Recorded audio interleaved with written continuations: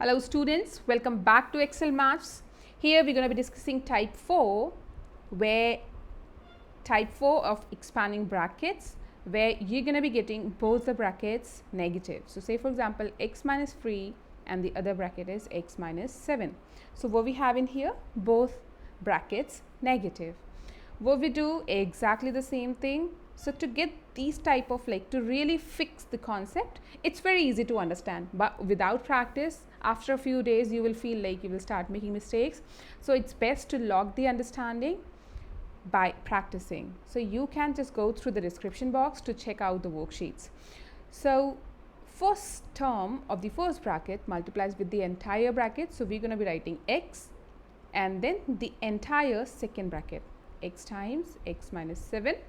Then you take the second term, that is minus 3, multiplies with the entire bracket. Perfect.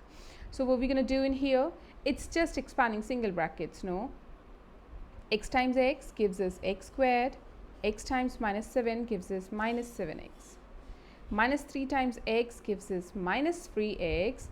What about minus 3 times minus 7? So let's take our tic-tac-toe. So what we do in here, just diagonally put positive, rest are going to be negative, right? So what do we have in here? We have both the numbers minus 3, minus 7. So they both are negative. The answer will be positive, positive 21. 7 times 3 is 21. Two negatives multiply to give us a positive answer. It's not really done yet. How about this one? Minus 3x minus 7x. They both are negative. We're going to be adding them. Whenever you have same signs, we add them. No?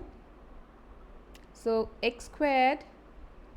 This tic-tac-toe actually helps us to resolve the signs as well as operate them. When you are having both negative answers, you're going to be adding them. So it would be coming up minus 10x plus 21. And that's what our answer is.